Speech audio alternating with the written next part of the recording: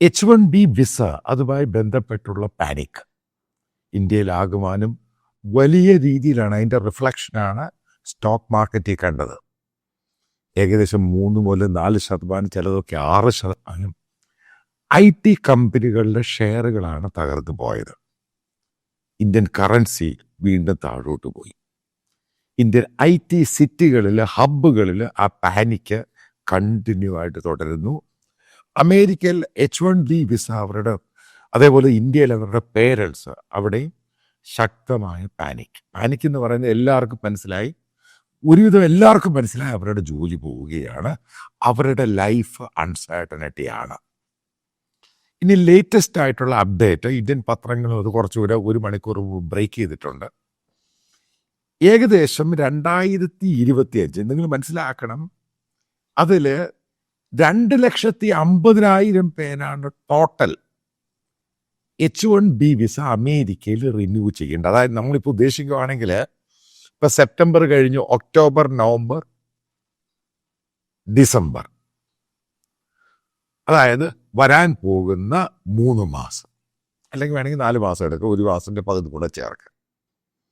ഈ 2.5 ലക്ഷം പേര് റിന്യൂ ചെയ്യുമ്പോൾ അതിനകത്ത് ഏകദേശം 70% അല്ല 60% ഇന്ത്യക്കാരൻ. ഇപ്പോഴത്തെ വാർത്ത വന്നിരിക്കുന്നത് ഇൻട്രസ്റ്റിംഗ് ആണ്.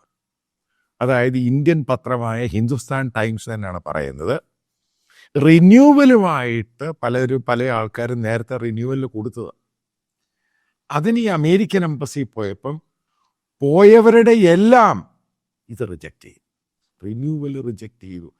വളരെ സ്ട്രിക്റ്റായിട്ടാണ്, സ്ട്രിഞ്ചൻ്റ് ലോ അങ്ങ് കൊണ്ടുവന്നു. ഇത് ഞാൻ നേരത്തെ പറഞ്ഞു, കാരണം അവർ റിന്യൂവലിന് പണം വാങ്ങുന്നില്ല, പക്ഷേ റിന്യൂവൽ നടത്തി കൊടുക്കത്തില്ല.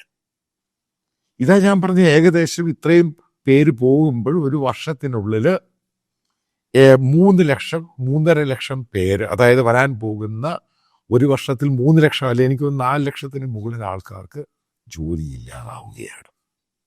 ഇനിയും അടുത്തത് നിങ്ങൾ നോക്കണം, ഇതിൻ്റെ കൂടെ അവിടെ പഠിച്ചിറങ്ങുന്നവരുണ്ട്, അതിലും വലിയൊരു ശതമാനം ഇന്ത്യക്കാർ ഈ പറയുന്ന H1B വിസയുമായിട്ട് ജോലിക്ക് പോകുന്നത്. ഇതെല്ലാം കൂടെ ക്ലബ് ചെയ്തിട്ടാണ് ഞാൻ പറഞ്ഞത്, ഏകദേശം 3 വർഷത്തിൽ വരാൻ പോകുന്ന 3 വർഷം, ഒരു വർഷത്തിനുള്ള 3-3.5 ലക്ഷം പേരുടെ ജോലിയാണ്. അപ്പോൾ ഇത് കാൽക്കുലേറ്റ് ചെയ്തിട്ടാണ് പറഞ്ഞത്. അപ്പം അതിൻ്റെ കണക്കുകൾ ഇപ്പോൾ ഇന്ത്യൻ പത്രങ്ങളിലും വരാതെ, ഇത് ഞാൻ അഡ്വാൻസ്ഡ് ആയിട്ട് നിങ്ങളോട് കാൽക്കുലേറ്റ് ചെയ്തിട്ട് പറഞ്ഞു ഇതാണ് ഉണ്ടാകാൻ പോകുന്നത്. അപ്പം ഇതിനകത്ത് നമുക്കൊരു റിലീഫ് എന്ന് പറയുന്നത്, ഈ ഡോക്ടേഴ്സിനെയും നേഴ്സസ്, അതായത് ഹെൽത്ത് സെക്ടർ, അവർക്ക് എക്സംഷൻ കൊടുത്തിരിക്കുകയാണ്. കാരണം അത് അമേരിക്കയുടെ ഹെൽത്ത് ഇൻഡസ്ട്രിയെ ബാധിക്കും. അതുകൊണ്ട് അവർക്ക് കംപ്ലീറ്റ് ആയിട്ട് എക്സംഷൻ, അമേരിക്കയിൽ പഠിച്ചിറങ്ങുന്നവർക്കാണെങ്കിൽ ഇവിടുന്ന് MBBSും അതേപോലെ മാസ്റ്റേഴ്സും എടുത്ത് പഠിക്കാൻ പോകുന്നവർക്കാണെങ്കിൽ അവർ അപ്ലൈ ചെയ്യുമ്പോൾ അവിടുത്തെ ഒരു ടെസ്റ്റ് ഉണ്ട്, അത് ക്ലിയർ ചെയ്യുന്നവർക്ക് ഈ H1B വിസ ഓപ്പൺ ആണ്. അതേപോലെ നേഴ്സസ്, ഏറ്റവും കൂടുതൽ മലയാളികൾക്കാണ്, അതും അവർക്കും ഇതിനകത്ത് യാതൊരു കുഴപ്പവും ഉണ്ടാകാൻ പോകുന്നില്ല. അതിനെ കംപ്ലീറ്റ് ആയിട്ട് അക്സെപ്റ്റ് ചെയ്ത് കൊടുത്തു. ഇനി ഞാൻ അമേരിക്കയിൽ നിന്നും റിപ്പബ്ലിക്കൻ പാർട്ടിയുടെ ചില ആൾക്കാരുമായിട്ട് സംസാരിച്ചപ്പോൾ, ചില ജേർണലിസ്റ്റുകളായിട്ട് ചോദിച്ച് മനസ്സിലാക്കിയത്, അമേരിക്കൻ ഗവൺമെൻറ് ട്രംപ് അഡ്മിനിസ്ട്രേഷൻ മറ്റുള്ള സംഭവങ്ങളും നോക്കുന്നുണ്ട്. അതായത് H1B വിസയിൽ ഏറ്റവും ഔട്ട്സ്റ്റാൻഡിങ് ആയിട്ടുള്ള ആൾക്കാർ അവർ റിന്യൂവലിന് വരുമ്പം അവർക്ക് ഈ $1 ലക്ഷം എന്ന് പറഞ്ഞ് ഒഴിവാക്കി കൊടുത്തുകൊണ്ട് അതിൽ കുറച്ച് ആൾക്കാർ അമേരിക്കൻ സിറ്റിസൺ ആക്കാനുള്ള പരിപാടിയാണ്. ഇവിടെ ഇന്ത്യക്കാണ് ഈ ഹൈലി ടാലൻ്റ് ആയിട്ടുള്ളവരൊന്നും അമേരിക്ക ഇങ്ങോട്ട് വിടുന്നില്ല. ആർക്ക് അൾട്ടിമേറ്റ് ആയിട്ട് അടി കിട്ടുന്നത് ഇന്ത്യക്ക്.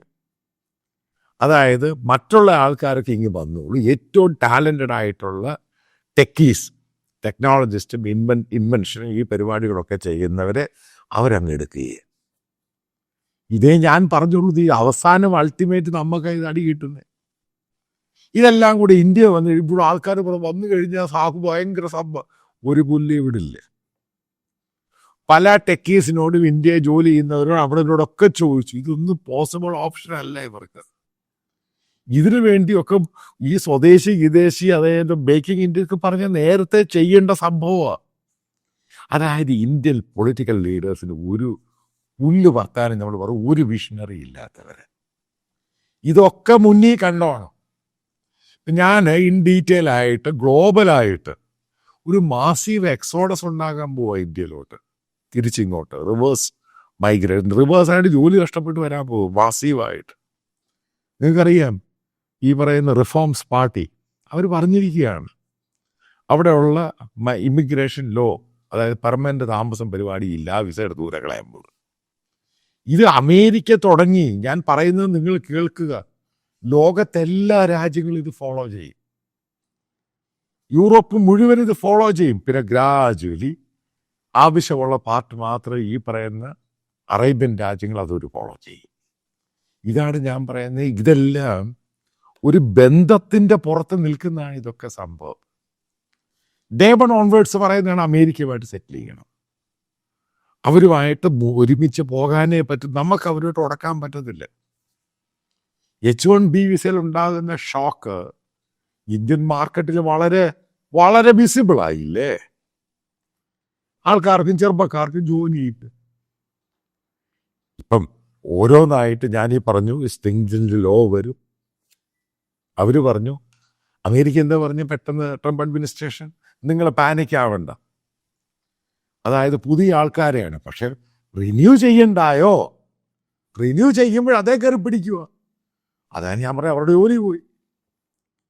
ഇതിലെനിക്കെന്തോ സന്തോഷമാ. ഞാൻ സത്യമല്ല യഥാർത്ഥത്തിൽ നിങ്ങളോട് പറഞ്ഞത്. ഞാൻ ഇതിനകത്ത് ഏതെങ്കിലും കാര്യം നിങ്ങളോട് ഹൈഡ് ചെയ്ത് പറഞ്ഞു? ഗ്രൗണ്ടിൽ നടക്കുന്ന റിയാലിറ്റിയാണ് പറഞ്ഞേക്കുന്നത്. നിങ്ങൾക്ക് ജോലി പോകും, കാരണം ഇന്നതൊക്കെയാണ് അമേരിക്കയുടെ പുതിയ നിയമം. ഇതിന് കാരണക്കാരൻ മോഡി മാത്രമാണ്, മോഡി അഡ്മിനിസ്ട്രേഷൻ മാത്രമാണ് H1Bയുടെ സംഭവം ഇത്രയും പെട്ടെന്നാക്കി കൈ കൊടുത്തത്, തൊലച്ചത്. ഇതൊരു ഗ്രാജുവൽ പ്രോസസ്സിൽ നല്ല ബന്ധമാണെങ്കിൽ ഇത് മുന്നോട്ട് പോയേ. കുറച്ചുകൂടെ കഴിഞ്ഞ് ഇന്ത്യൻ്റെ ഓരോ സംഭവം അനുസരിച്ച് അവിടുത്തെ പോളിസി ബന്ധമനുസരിച്ച് മാറിപ്പോയേ. ഈ ഞാൻ അയാളെക്കാളും വലുതാ, ഞാനാണ് വിശ്വഗുരു, ഇതൊക്കെ പറഞ്ഞുകൊണ്ടിരുന്നു. ഇത് ചലഞ്ച് ചെയ്യുന്ന അവരോടാണ്. ജോലി ചെയ്യുന്നവരോട് ചലഞ്ച് ചെയ്ത് നിന്നെ കാണിച്ചു തരാന്ന് പറഞ്ഞാൽ പിന്നെ അവർ ദൂരകളായതില്ലേ. അത് ഫോർകാസ്റ്റ് ചെയ്യാനുള്ള ബോധം പോലും ഇന്ത്യൻ അഡ്മിനിസ്ട്രേഷൻ ഇല്ലാതായിപ്പോയി. അതാണ് നമ്മുടെ ചെറുപ്പക്കാർക്ക് കിട്ടിയ അടിയായത്. ഞാൻ ഇവരെ ഡിസ്കറേജ് ചെയ്യാനോ നശിപ്പിക്കാനോ അങ്ങനെ ഒന്നുമല്ല ഇത് പറയുന്നത്. ഞാൻ പറയുന്നത് ഗ്രൗണ്ടിലുണ്ടാകുന്ന സംഭവമാണ്. നമുക്ക് സ്റ്റുഡിയോ റൂമിലൊക്കെ ഇരുന്ന് എന്ത് വേണമെങ്കിലും വിളിച്ചു കൂവാം, പക്ഷേ എൻഡ് ഓഫ് ദ ഡേ അതിൻ്റെ ഒരു റിസൾട്ട് ഉണ്ട്. ആ റിസൾട്ട് വെച്ച് നമ്മൾ ഗ്രൗണ്ടിൽ നിന്ന് തന്നെ അനുഭവിച്ചോണം. അതാണ് ഉണ്ടാകുന്നത്. അമേരിക്കയിലുള്ള H1B വിസക്കാർ ഇന്ത്യക്കാർക്ക് വലിയ ഭയമാണ്. വലിയ ഭയം. അവരൊക്കെ ഇങ്ങനെ ഇരിക്കുക. ഈ റിന്യൂവലിന് അങ്ങോട്ട് പോകാം എല്ലാവർക്കും.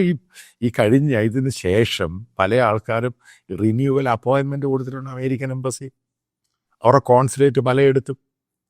അപ്പോൾ ഇവർക്ക് റിന്യൂവലും അതേപോലെ തന്നെ നിങ്ങൾ മനസ്സിലാക്കണം, ഇന്ത്യയിൽ ഏകദേശം ടോട്ടലായിട്ട് ഏകദേശം 40,000-50,000 പുതിയ H1B visa American government approve കൊടുത്തിട്ടുണ്ട് അവിടുത്തെ കമ്പനികൾ റിക്വസ്റ്റ് ചെയ്ത ശേഷം.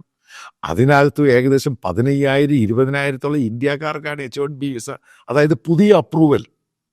അത് നേരത്തെ കൊടുത്തതാണ്, പക്ഷെ അവരെയും ബാധിക്കും, അവർക്കും ഇനിയും പോകാൻ പറ്റാതെ. അതായത് എല്ലാം കുളമാക്കി തന്നു, എല്ലാം ഓരോന്നായിട്ട്. അതാണ് മോദി ഗവൺമെൻറ്റിൻ്റെ ഏറ്റവും വലിയ ഇൻവെൻഷൻ. അവരത് ഇന്ത്യൻ ജനതയ്ക്ക്, അതായത് ഇന്ത്യയിലെ അർബൻ യൂത്തിന് കൊടുത്ത ഏറ്റവും വലിയ കോൺട്രിബ്യൂഷനാണ്. ഇന്ന് രാവിലെ ഞാൻ നടക്കാൻ പാർക്കിൽ പോയി കഴിഞ്ഞപ്പോൾ എല്ലാം ഇത് തന്നെ സംസാരിക്കുന്നത്. കാരണം എല്ലാവരുടെയും മക്കളും മരുമക്കളും അവരൊക്കെ ഇന്നത് പെട്ടിരിക്കുക. അവർക്കൊന്നും അറിയത്തില്ല എന്ത് ചെയ്യണം. ഇപ്പോൾ എല്ലാം കൂടി കെട്ടി എഴുന്നേറ്റ് ഇങ്ങോട്ട് വന്നു കഴിഞ്ഞാൽ ഇവിടെ ജോലി. ഇനി ഗ്ലോബലായിട്ട് പോയ എല്ലാ ഇന്ത്യക്കാർക്കെതിരെ പ്രശ്നമാണ്. ഞാനിത് 2-3 പോയിന്റ് പറഞ്ഞു. ഈ റിപ്പബ്ലിക്കൻ പാർട്ടി എന്ന് പറയുന്നത് ഒരു ഹാർഡ് കോർ ക്രിസ്ത്യൻ പാർട്ടിയാണിത്, ഹാർഡ് കോർ.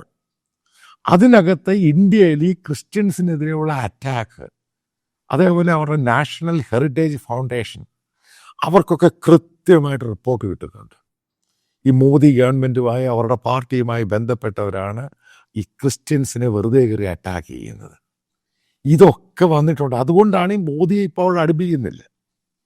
റിപ്പബ്ലിക്കൻ പാർട്ടിക്ക് മോദിയെ കണ്ണെടുത്താൽ കണ്ടുകൂടും. ആ രീതിയിലാക്കിയെടുത്ത് ഒരു ഇഷ്യൂ അല്ല, മൾട്ടിപ്പിൾ ഇഷ്യൂ ആയി. ഇന്ത്യയിലെ ക്രിസ്ത്യാനികളുടെ അറ്റാക്ക് ഗ്ലോബൽ ഇഷ്യൂ ആയി. അതിൻ്റെ ഉള്ള റിഫോം ഈ പറയുന്ന ഫാർ റൈറ്റും അവിടുത്തെ ലോകത്തുള്ള കൺസർവേറ്റീവ് പാർട്ടിയെല്ലാം കൂടി ഇന്ത്യയുടെ തോളെ കയറുക. നിങ്ങൾ കണ്ടു കാണും ഈ അയർലൻഡിലുണ്ടായ സംഭവം, വാളൊക്കെ എടുത്ത് അടിക്കാനും വെട്ടാനൊക്കെ പോകുന്നു. മനസ്സിലാക്കും, ഫാർ റൈറ്റ് പൊളിറ്റിക്കൽ പാർട്ടിയെ പറ്റി ഇന്ത്യയിലുള്ളവർക്ക് അറിയത്തില്ല. ഞാൻ പറയുന്നത് ക്രിസ്ത്യൻ ഡോമിനേറ്റഡ് പാർട്ടിയാണിത്. ഈ സംഘപരിവാർ പോലെ തന്നെ അവിടെ ഒരു ക്രിസ്ത്യൻ ഹാർഡ് കോർ ഫെയ്ത്തിലുള്ളവരാണ്. ഇന്ത്യയിൽ നടക്കുന്നതൊക്കെ അവിടെമാർ തിരിച്ചു വരും. ഇവിടെ നിങ്ങൾ എന്ത് കാണിച്ചാലും അവിടെ പോയാൽ കിട്ടും. ഇതേ ഞാൻ പറഞ്ഞോളൂ, ഇത് തന്നെയല്ല സംഭവിക്കുന്നത്. എവിടാ സംഭവിക്കാത്തത്? യൂറോപ്യൻ രാജ്യങ്ങളിൽ മുഴുവൻ ഇന്ത്യക്കാരെ ഇട്ട് ഓടിക്കുകയല്ലേ. ആരാ വരുത്തി വെച്ചത്? ഈ പറയുന്ന സംഘപരിവാർ മോദി. അതായത് മോദിയുടെ കഷ്ടകാലം തുടങ്ങിയെന്ന് ഓപ്പറേഷൻ സിന്ദൂറിന് ശേഷം ഞാൻ പറഞ്ഞു. ആ കഷ്ടകാലത്തിൻ്റെ പീക്കാണ്. നമ്മൾ അനുഭവിച്ചേ മതിയാകൂ, അനുഭവിച്ച് തീർന്നേ മതിയാവത്തുള്ളൂ. അതിനുള്ള എല്ലാം നമ്മൾ കാട്ടിക്കൂട്ടിയിട്ടുണ്ട്. ഇത് സെറ്റിൽ ചെയ്തില്ലെങ്കിൽ ഞാനൊരു കാര്യം പറയാം, ഇന്ത്യയുടെ മുന്നോട്ടുള്ള പോക്ക് അധോഗതി തന്നെയാണ് നമ്മൾ മുന്നോട്ട് കണ്ടിരിക്കണം.